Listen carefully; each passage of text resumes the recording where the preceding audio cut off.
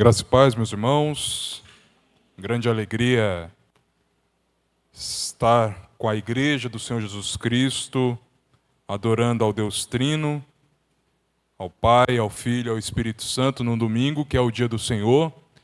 E todos os domingos, nós como igreja, nós relembramos que o nosso Senhor Jesus Cristo não permaneceu morto, mas ressuscitou dentre os mortos. E a ressurreição de Cristo é o fundamento da nossa esperança. Jamais devemos nos esquecermos disso. Meus irmãos, abra as Escrituras na segunda epístola de Pedro, capítulo 3, verso 14 ao versículo de número 18. E eu quero meditar com os irmãos essa noite sobre o tema Como esperar a vinda do Senhor. Como esperar a vinda do Senhor. E o texto em que nós iremos fundamentar toda a nossa reflexão e meditação nessa noite encontra-se a segunda epístola de Pedro, capítulo 3, verso 14 ao verso de número 18. Assim diz as Sagradas Escrituras, a Santa Palavra de Deus, revelada à sua igreja. Por esta razão, pois, amados, esperando essas coisas, empenhai-vos por serdes achados por Ele em paz, sem mácula e irrepreensíveis. E tende por salvação a longanimidade de nosso Senhor, como igualmente o nosso amado irmão Paulo vos escreveu, segundo a sabedoria que lhe foi dada. Ao falar acerca desses assuntos, como de fato costuma fazer, em todas as suas epístolas, nas quais há certas coisas difíceis de entender, que os ignorantes e instáveis deturpam, como também deturpam as demais escrituras, para a própria destruição deles. Vós, pois, amados, prevenidos como estáis de antemão, acautelai-vos, não suceda que, arrastados pelos erros desses insubordinados, descaiais da vossa própria firmeza. Antes crescei na graça e no conhecimento de nosso Senhor e Salvador Jesus Cristo, a Ele seja a glória tanto agora como no dia eterno. Meus irmãos, os seres humanos, eles cultivam em seus corações uma infinidade de tipos de esperanças. Há aqueles que colocam a sua esperança num projeto político, econômico, outros colocam a sua esperança em projetos culturais, outros colocam as suas esperanças em questões mais banais, como um time de futebol, a esperança do seu time ganhar e conquistar o tão grande campeonato tão esperado. Mesmo aqueles que dizem que a vida não tem sentido e que não tem esperança alguma, esses que entendem que este é um mundo aleatório e que no final de todas as coisas, todas as estrelas irão se apagar e o universo irão voltar à escuridão, até esses cultivam certa esperança em seu coração. E a esperança desses é que, no fim de todas as coisas, eles não encontrarão Deus e não terão um julgamento diante do Senhor. Seja qual for a esperança que o ser humano cultiva em seu coração, uma coisa é certa: os homens são guiados pela sua esperança. E essas esperanças não ficam apenas no mundo das ideias, mas impactam a sua vida, impactam o seu modo de viver. E ao longo das Sagradas Escrituras, e especialmente no Novo Testamento, nós notamos que a esperança faz parte do vocabulário cristão. É uma parte fundamental da vida cristã, assim como a fé e o amor. O apóstolo Paulo fala dessa tríade: a fé, a esperança e o amor. E é algo que nós devemos compreender, que os cristãos possuem uma esperança, mas não uma esperança que fora projetadas por eles mesmos. Como nós observamos o apóstolo Pedro, lá na sua primeira epístola, no capítulo 1, versículo 3, ele diz que Deus nos regenerou para uma viva esperança mediante a ressurreição de Jesus Cristo dentre os mortos. Ou seja, nós não temos essa esperança por pura e simplesmente nossa vontade, mas é Deus que implanta essa esperança em nosso coração. Essa é uma esperança que é projetada pelo próprio Deus em nossa vida. E algo que nós devemos compreender que a esperança cristã é totalmente fundamentada na obra de Cristo, na sua vida, na sua morte e principalmente na ressurreição. A nossa esperança tem um fundamento firme, que é a pessoa do Senhor Jesus Cristo. Outra questão que nós devemos meditar também a respeito do que a Escritura Sagrada nos ensina a respeito de esperança, é que esperança para o cristianismo não é simplesmente um pensamento positivo acerca do futuro. Não é simplesmente você pensar positivo acerca de coisas que irão acontecer, uma expectativa positiva. Não. Mas esperança no Novo Testamento é uma certeza das concretizações das promessas divinas. Então não é um mero pensamento positivo, mas a esperança que habita no coração do cristão é uma plena certeza, é uma expectativa confiante e segura nas ações divinas e salvíficas que Deus irá cumprir aquilo que Ele prometeu. E disso tudo é fundamentado na ressurreição de Cristo, pelo fato de Deus ter ressuscitado Cristo dentre os mortos, esse ser um ato histórico que aconteceu no espaço e tempo. Esse evento nos dá a plena certeza que Deus irá cumprir toda a sua promessa. E é exatamente isso que Pedro faz aqui no capítulo 3. Ele abre como se fosse uma janela a respeito das promessas de Deus, para que possamos concretizar que essas promessas que Deus prometeu irão se concretizar. E essa concretização, essa plena certeza de que Deus irá concretizar as suas promessas, devem impactar a nossa vida aqui no presente. E que promessas são essas? Aqui no capítulo 3, o apóstolo Pedro traz o ensinamento a respeito do dia do Senhor. E o que é o dia do Senhor? É o dia do retorno de Cristo. É o dia em que Cristo trará juízo sobre este mundo. Mas também é o dia em que os mortos irão ressuscitar. Aqueles que confiaram em Cristo para a glória eterna, aqueles que não confiaram em Cristo para a vergonha eterna. Mas esse dia também é o dia da transformação deste mundo. É o dia em que Deus estabelecerá plenamente novos céus e nova terra. E então, o apóstolo Pedro, diante dessas verdades, ele diz que os seus leitores devem viver à luz deste ensinamento, devem viver à luz do dia do Senhor, à luz do retorno triunfal de Cristo. E devemos nos cuidar, devemos nos alertar para não dar ouvidos para os falsos profetas, que é outro tema que o apóstolo Pedro traz ao longo de sua epístola, e especialmente aqui no capítulo 3, porque ele diz que alguns escarnecedores, falsos profetas, eles escarnecem dessa verdade. Eles escarnecem e negam o retorno de Cristo. Observem no capítulo 3, versículo 3. Esses homens questionam onde está a promessa da sua vinda.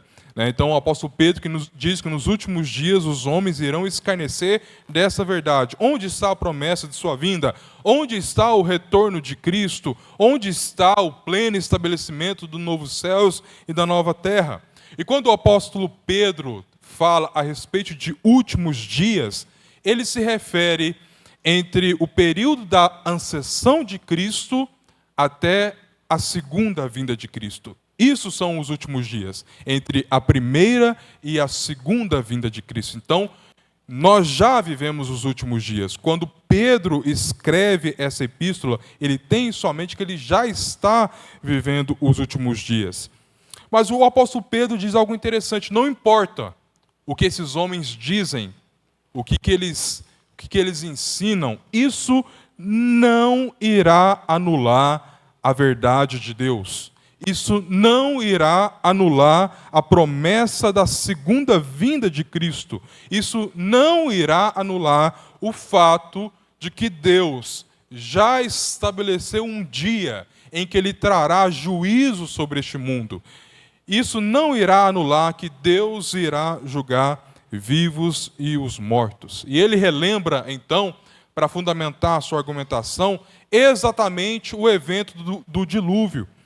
Ele diz: acontece que, de propósito, esquecem que os céus, que existem desde muito tempo, e que a terra surgiu através da água pela palavra de Deus, e com base nesta palavra, também o mundo daquele tempo foi destruído e afogado em água, e pela mesma palavra, os céus e a terra, que agora existem, têm sido aguardados para o fogo, estando reservados para o dia do juízo e da destruição dos ímpios. Então, o argumento de Pedro é simples.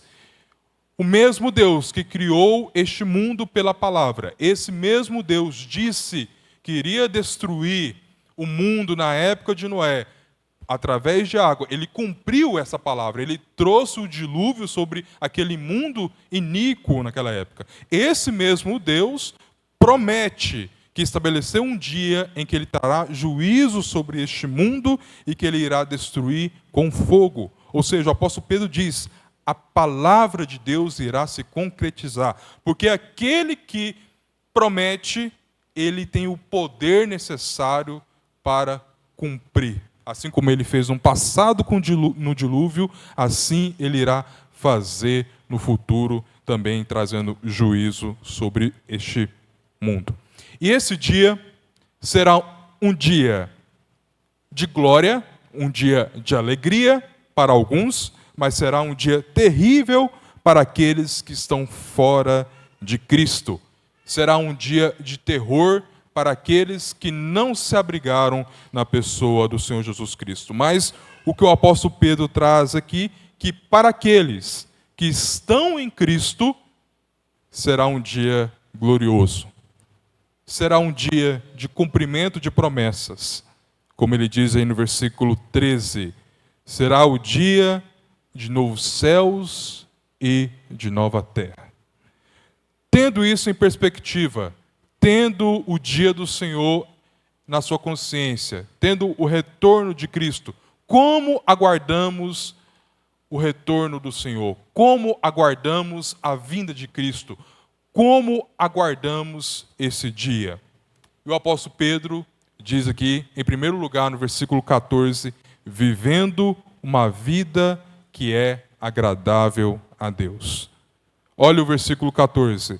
Por esta razão, pois, amados, esperando essas coisas, empenhai-vos por serem achados por Ele em paz, sem mácula e irrepreensível. Como eu disse, meus irmãos, a esperança cristã é um dom de Deus no coração do cristão. E essa esperança nos move a viver de determinada maneira. Essa esperança não é simplesmente produzida em nossos corações pelas especulações da nossa mente, mas é plantada pelo próprio Espírito Santo de Deus no coração de cada crente, de cada irmão e de cada irmã. Então, a partir dessa certeza, dessa convicção que Deus traz em nossos corações, nós vivemos à luz desta esperança e dessa certeza.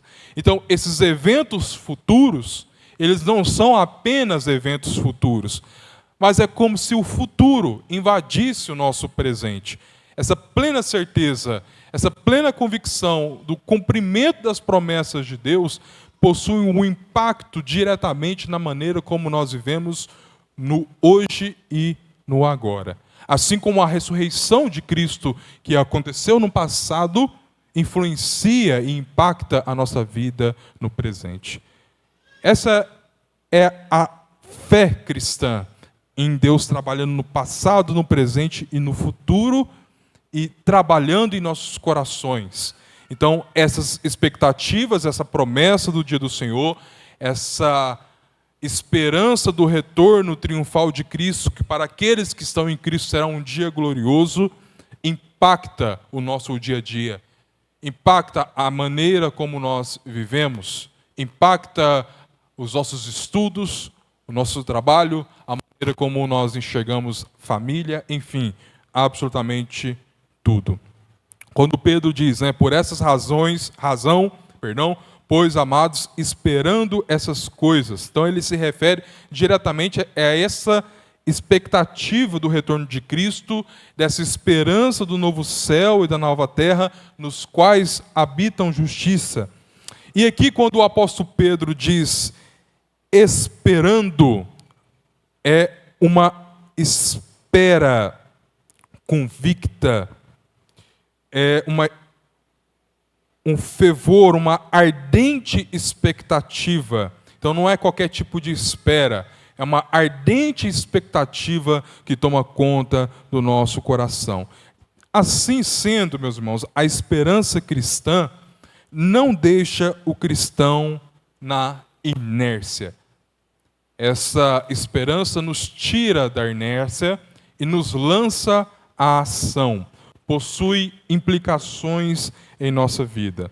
Porque temos essa esperança, vivemos uma vida santa, nos esforçamos a viver uma vida santa e piedosa. E na linguagem de Pedro aqui, nós nos empenhamos, nós nos esforçamos para que Deus nos encontre sem mácula, sem culpa e em paz. Devemos nos esforçar para isso. E aqui é uma ordem, é um imperativo da parte do apóstolo Pedro.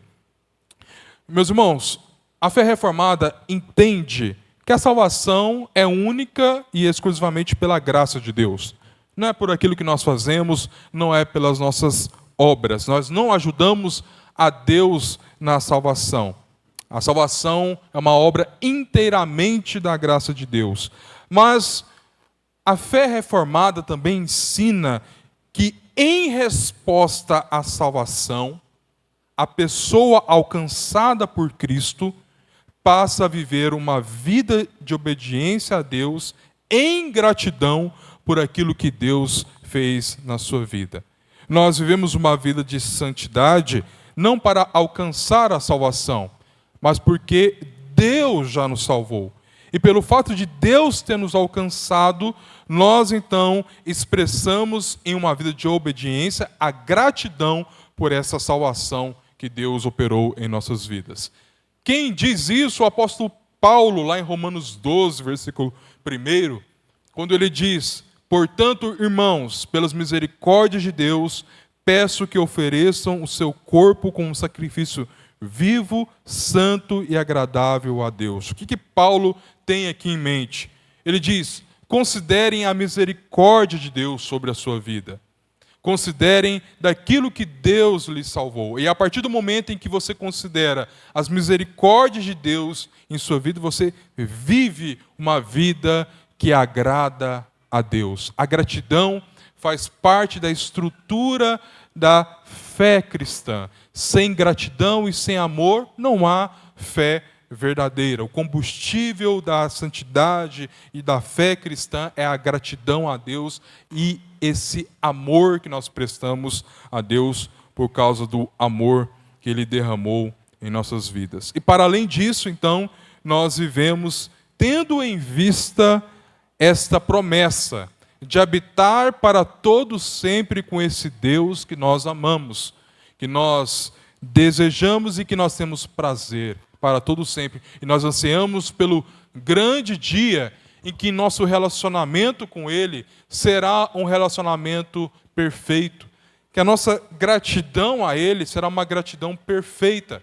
E isso se dará quando Cristo trazer plenamente o seu reino e estabelecer novos céus e nova terra, em transformar essa terra onde nós habitaremos para todo sempre diante da sua glória, desfrutando da comunhão com o nosso Deus. Tendo essa perspectiva, então, nós passamos a nos esforçar a uma vida irrepreensível, a uma vida santa, tendo essa grande expectativa. E, meus irmãos, de modo algum, a esperança cristã, essa esperança do retorno de Cristo, nos deixa na inércia, nos desabilita a sermos bons cidadãos no aqui e no agora. C.S. Lewis tem uma frase muito interessante, que ele diz que foram quando os cristãos deixaram de pensar amplamente no mundo vindouro, é que eles se tornaram ineficazes neste mundo.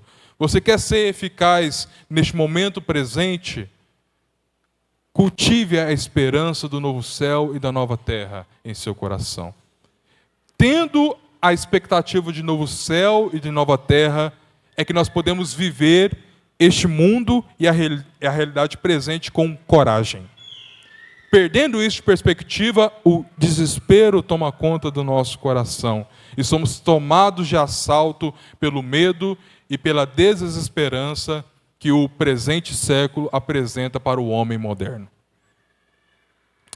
Irrepreensível e sem mácula. Aqui, o apóstolo Pedro utiliza uma linguagem do sacrifício apresentado no Antigo Testamento, que o animal deveria ser apresentado sem mácula. A nossa vida diante de Deus deve ser assim. E o poder necessário para que vivamos essa realidade, meus irmãos, não vem de nós, mas vem do Espírito Santo que atua em nossos corações. Então, Pedro não está pedindo algo impossível para nós, mas está pedindo algo plenamente possível por meio da ação do Espírito Santo no coração de cada cristão. E, meus irmãos, tendo essa perspectiva, essa esperança motiva o cristão a viver pelo Senhor, seja qual for as circunstâncias. E aqui eu me lembro da história do martírio de Policarpo de Esmirna. Esse homem foi um bispo da igreja cristã no século II, e ele foi martirizado, ou seja, ele morreu em testemunho ao Senhor Jesus Cristo. Ele foi colocado numa fogueira, foi colocado numa estaca, colocaram fogo, o fogo não o matou, e no fim eles esfaquearam até que ele morresse. E antes de acenderem o fogo para que ele pudesse morrer, os seus algozes pediram para que ele negasse ao Senhor Jesus Cristo. Só que ele disse o seguinte: o fogo com que o Senhor me ameaça queima apenas durante 1 hora e logo se apaga. Mas o Senhor não conhece o fogo do julgamento futuro e o castigo eterno que está reservado para os ímpios. Mas por que essa demora? Vamos, faça o que quiser. O que estava na mentalidade de Policarpo naquele momento, antes de ser incinerado vivo? A eternidade. A plena expectativa do cumprimento da promessa de Deus. É interessante que o fogo da tortura para ele, então, se torna frio, pois ele tinha diante de seus olhos a fuga do fogo eterno que nunca se apaga, enquanto com seus olhos fitavam as coisas boas reservadas para os que resistem com paciência. Ele sabia daquilo que Deus o tinha salvado e aquilo que Deus estava preparando para ele na glória eterna, na comunhão eterna. Meus irmãos, devemos pedir a Deus, pedir ao Senhor, que Ele grave em nossos olhos a eternidade. Devemos ter a eternidade em perspectiva na nossa vida. Entender que as nossas esperanças não se encontram no aqui e no agora, no governo atual ou no próximo governo, seja qual for, mas a nossa esperança se encontra no governo de Cristo, no Rei eterno, que estabelecerá de uma vez por todas o seu reino aqui nessa terra. É nesse reino que deve estar a nossa perspectiva e os nossos olhos. Nós não podemos tirar os nossos olhos dessa perspectiva. Mas como aguardar o retorno do Senhor? Primeiro, vivendo uma vida agradável ao Senhor. E segundo, aceitando as verdades de Deus e rejeitando o engano dos falsos profetas. Aceitando as verdades de Deus e rejeitando o engano dos falsos profetas. Nós observamos aí dos versículos 15 ao versículo 17. Entre a primeira vinda e a segunda vinda, neste momento de peregrinação pelo qual nós passamos, nós devemos nos firmar na palavra de Deus. Na palavra de Deus. Qual que é a prova? O que nos garante que tudo isso que eu acabei de lhe dizer é verdade? Retorno de Cristo, dia do Senhor, inferno, novos céus e nova terra, é a palavra de Deus, as Sagradas Escrituras. E o Espírito Santo falando por intermédio das Escrituras e nos trazendo essa convicção. Essa é a prova. Então, assim nós não devemos nos deixar de nos enganar por outros ensinos, por falsos ensinos que menosprezam o dia do Senhor, que negam o retorno de Cristo. E aqui, Pedro, durante sua carta, como eu disse, busca lidar com esse problema interno da igreja, surgindo falsos profetas, esses escarnecedores que questionam onde está a promessa da sua vinda. Mas esses homens não olham de acordo com a perspectiva de Deus, olhando como se Deus não fosse capaz de cumprir as suas próprias promessas. Nós não devemos olhar com essa perspectiva dos falsos profetas, mas devemos olhar para a paciência do Senhor. Então, enquanto os escarnecedores e os falsos profetas dizem que Deus está demorando, onde está a promessa da sua vinda, Pedro quer que nós olhemos para a paciência de Deus. Olha no versículo 9 aí do capítulo 3. Não retarda o Senhor a sua promessa, como alguns julgam demorada. Pelo contrário, Ele é longânimo para convosco, não querendo que nenhum pereça, senão que todos cheguem ao arrependimento. Enquanto os escarnecedores dizem, Deus está demorando, o apóstolo Pedro diz, não olhem com essa perspectiva, olhem com a perspectiva da paciência de Deus. Deus não demora em sua promessa. E é exatamente isso que ele diz aí no versículo 15 do nosso texto. Olha o que ele diz. Tende por salvação a longanimidade de nosso Senhor. Ou seja, Deus não retarda, Deus não está atrasado. Ele estabeleceu um dia, e esse dia vai chegar. Mas o modo como nós devemos enxergar até que esse dia chegue, não é como se Deus demorasse, mas olhando para a paciência de Deus para com pecadores. É tempo de salvação, meus irmãos, para nós e para outros. É tempo de anunciarmos o evangelho da glória de Cristo. É tempo de anunciarmos o evangelho para que o Senhor atraia os seus para si. É tempo de anunciarmos o evangelho a toda criatura, em todo lugar, em todo tempo. É tempo de anunciarmos o evangelho de Cristo. E agora eu me volto a você, que ainda não reconheceu a Cristo como seu único e suficiente Salvador. Arrependa-se, creia no Senhor Jesus. Entenda que você é pecador e não há nada que você faça que pode tirar você dessa situação. Não há nada que você faça que traga perdão de pecados. O único que pode perdoar os seus pecados é o Senhor Jesus Cristo. Confie em Cristo, arrependa-se, creia nele e você será salvo da ira vindoura. Por meio da obra, da vida, da morte e ressurreição de Cristo, você tem salvação. E cabe a nós, como diz um pastor norte-americano, Francis Schaeffer, levantar as nossas mãos vazias no movimento de fé e receber a obra completa de Cristo da maneira como foi realizada historicamente na cruz. Mas, meus irmãos, como diz o apóstolo Pedro, Deus já marcou o dia do acerto de contas, o dia que a sua ira se explodirá sobre este mundo, o dia em que a sua longanimidade para com os pecadores terá fim. E nesse dia, o único lugar seguro será em Cristo Jesus. Assim como o único lugar seguro quando Deus enviou o dilúvio era na arca. O único lugar seguro nesse grande dia em que Deus explodirá este mundo com a sua ira é na pessoa do Senhor Jesus Cristo.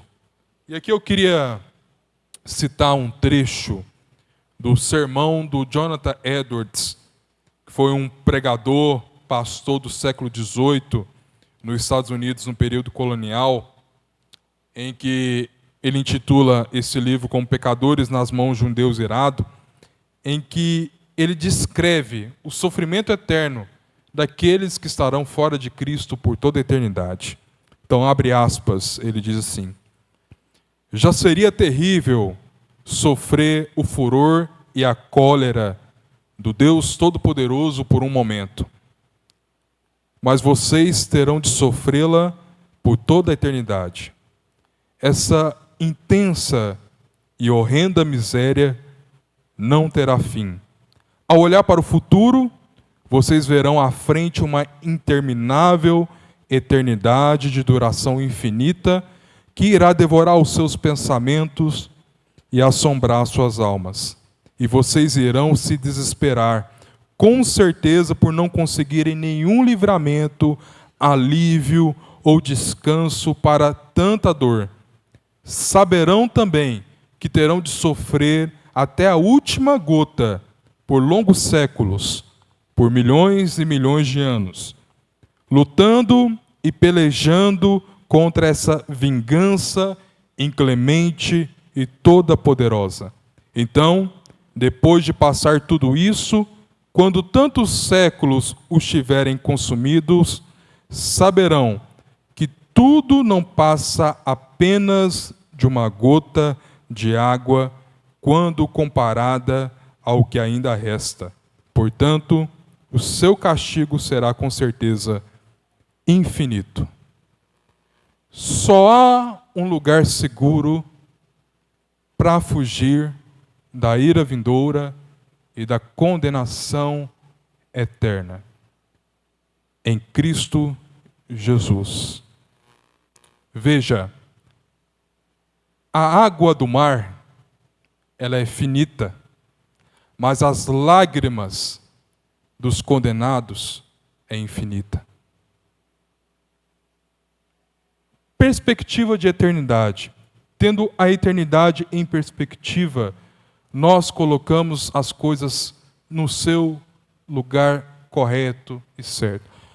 Qual é a coisa mais importante, então, a não ser acertar a sua vida com Deus e correr para Cristo Jesus? Como diz o Salmo de número 2, beijem o Filho, para que não se irrite e não pereça no caminho, porque em breve se acenderá a sua ira. Bem-aventurado todos aqueles que nele se refugiam. Se refugie em Cristo. Se abrigue em Cristo. Como aguardar a vinda de Cristo? Em primeiro lugar, como eu disse, vivendo uma vida que agrade a Deus, Em segundo lugar, aceitando as verdades de Deus e rejeitando o engano dos falsos profetas. E em último lugar, crescendo na graça e no conhecimento de nosso Senhor e Salvador Jesus Cristo. Veja o que o apóstolo Pedro diz no versículo 18. Antes crescei na graça e no conhecimento de nosso Senhor e Salvador Jesus Cristo. Ao invés de dar ouvidos ao falso ensino, o cristão, por causa da sua esperança, ele deve procurar crescer no conhecimento de Cristo até que ele venha. Meus irmãos, nós estamos em um processo de santificação e não há um crente sequer que ainda esteja nessa terra que já esgotou o conhecimento a respeito do Senhor Jesus Cristo, em que ele não possa aumentar a sua comunhão com Cristo, em procurar conhecer as belezas do Senhor Jesus Cristo. Meus irmãos, procure crescer no conhecimento desse Deus que te salvou. Isso vale para todos. Pastor, seminarista, não há uma pessoa sequer que consegue esgotar esse maravilhoso conhecimento. Infelizmente, muitas vezes vivemos uma vida miserável. Olha, nós seremos salvos, estaremos no novo céu e na nova terra, mas existem muitos sofrimentos pelo qual nós atravessamos neste mundo que poderiam ser evitados, muitas misérias, pelo fato de nós buscarmos mais conhecimento, mais alegria. Às vezes somos como a história de um morador de rua que passou a sua vida inteira pedindo esmola, no mesmo lugar. Quando ele morreu, descobriram que o lugar onde ele estava havia um tesouro de um grande rei. Às vezes nós somos assim, vivendo como esse morador de rua, enquanto há um grande tesouro nos esperando a respeito da beleza do Senhor Jesus Cristo. Por quê? Pela nossa preguiça, pelo fato que nós não queremos, de fato, nos deleitarmos no Senhor Jesus. E aqui, meus irmãos, eu me incluo também. Nós precisamos pedir as ternas misericórdias de Deus para que Ele possa, de fato, nos revelar a sua beleza, as alegrias que se encontram nele, para que possamos a cada dia aumentarmos a nossa felicidade em Cristo e na pessoa de Deus para todos sempre. Concluindo, meus irmãos, uma aplicação. Cultive em sua consciência estas verdades. Traga ao seu coração a perspectiva da eternidade. E como que nós fazemos isso? Através dos meios de graça. Dedicando a uma vida de oração, leitura das Sagradas Escrituras. Eu sei que o dia é muito corrido, nós temos tantos afazeres, mas há belezas e prazeres indizíveis na nossa comunhão com Deus, diariamente, na leitura, na oração. E através da leitura e da oração nós cultivamos essa perspectiva na eternidade. Porque o que ocorre? Ao longo do dia, nós deixamos essa neblina, sabe essa neblina do secularismo, entrar pelas janelas da nossa mente. Então, quando nós percebemos, nós vivemos como se não houvesse eternidade. E isso é o mais triste na nossa vida. Viver como se não houvesse eternidade. Vivendo apenas para as perspectivas do aqui e do agora. Eu sei, a vida tem toda a sua complexidade. Dilemas na família, boletos a serem pagos, que sempre vencem. Eles sempre vão vencer. Quando você paga um boleto, vem outro, né? Você está preocupado com aquele boleto, você paga ele, mas ainda tem outro boleto. Então, todas essas coisas, perspectivas, problema com política, guerra, noticiário, só uma das formas em que... Olha, eu não estou dizendo que você não deva se informar, mas nós devemos tomar cuidado com a dieta de noticiário, porque no passado, que acontecia? Você tinha um momento específico do dia para receber as informações que era na hora do Jornal Nacional. Você reunia lá, você jantava, reunia a família. Agora é o tempo todo. O tempo todo você recebendo informações, notícias. Essas informações vão sobrecarregando o seu coração e quando você vê, você se encontra desesperançado. Meu Deus, esse mundo é de fato. A desesperança do mundo toma conta do seu coração. Como combater essa desesperança? Com dose da palavra de Deus, mergulhando nas Sagradas Escrituras, trazendo à sua mente aquilo que lhe traz esperança. E não somente isso, a vida em comunidade da igreja é muito importante. O apóstolo Paulo, em Tessalonicenses, diz que nós devemos consolar uns aos outros com estas verdades. Meus irmãos, nós devemos relembrar uns aos outros a respeito do dia do Senhor, do retorno de Cristo. A igreja, essa comunidade dos santos, dos pecadores que foram redimidos por Cristo, essa igreja ela vive na expectativa do pleno retorno do seu Senhor e Salvador. A igreja, essa vida em comunidade, há um papel muito importante para cultivarmos essa consciência de eternidade. O dia do Senhor, o domingo, é um dia muito importante para que nós cultivemos essa verdade em nosso coração. Então, nós não devemos ser displicentes para com os exercícios e as disciplinas espirituais. É algo muito prático, é uma luta constante pela atenção e pelo nosso tempo. Mas cultive e console uns aos outros com essas verdades. Vamos orar?